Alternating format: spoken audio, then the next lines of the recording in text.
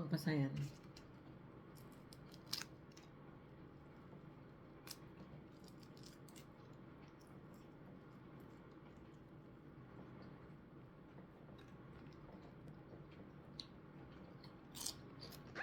Mm.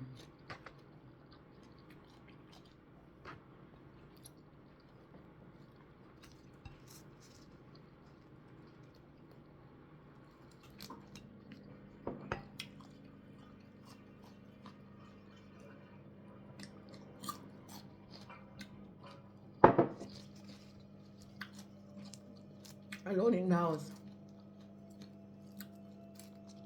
Did myself with this shrimp. Fried shrimp is good. Mm. Nice.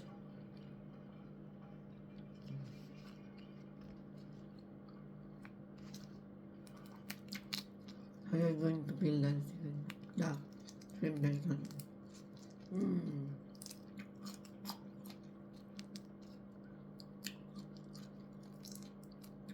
Mukbang shrimp na lang. We alone in the house. And then with the radish. Yung magkinilang radish. Mm. Very nice.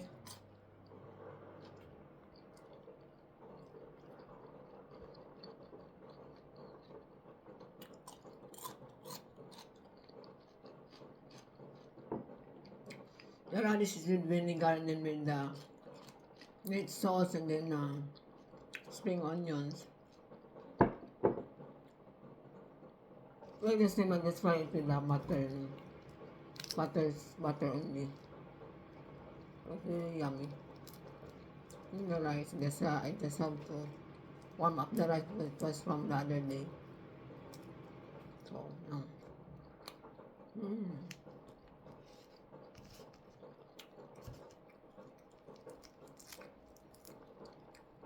Easy.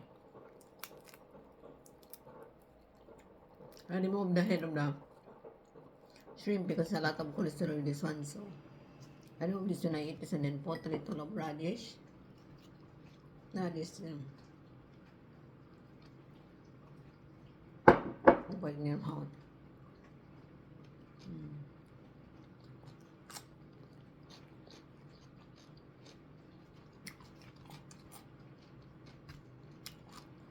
Remove the head shrimp, the head of the shrimp. And then open it up like this one, peel it like this one, and then just pull it out like this one. You can remove still the fat of the shrimp fat. This one, put a radish, and then eat it like that. Very nice, oh. Very nice.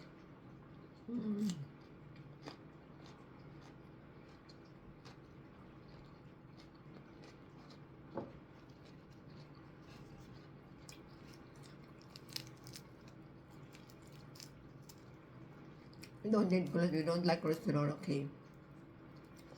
Cholesterol eating is not nice for our body, so we just have to remove the head and then peel it like this one.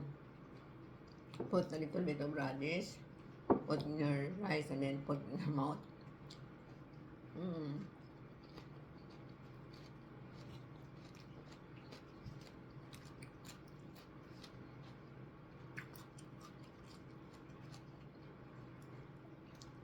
It's look a little bit big because that's still is shellman. If you're going to remove this one, it's only very small. You can see. Move the head like that and then peel it like this one, like that, and then pull it out like this. Pull it out like this one, so it will already be pulled. No more shrimp head. I mean, it will be free from cholesterol like this one. And then again, put a small radish, more rice, and then rice. And topping, and then like that way. A little bit rice. Like this one, put in the mouth.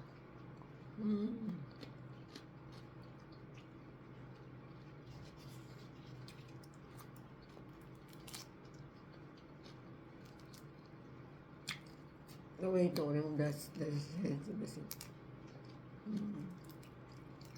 Repeat it like this one, and then pull it. Pull. Mm. Easy. I only fried 15, I think 15 shrimps because I still have a little bit radish in the garden, so I just move it. So I feel like this one then. Mm.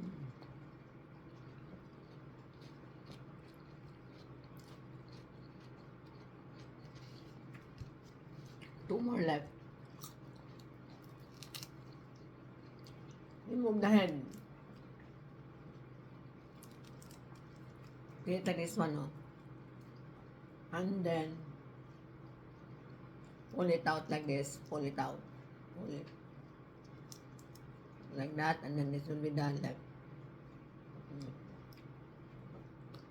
Radish and one left. Mm.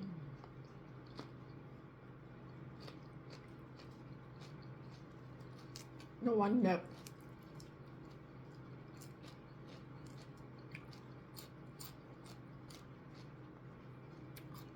Shrimp. This one, and then now I'm finished eating.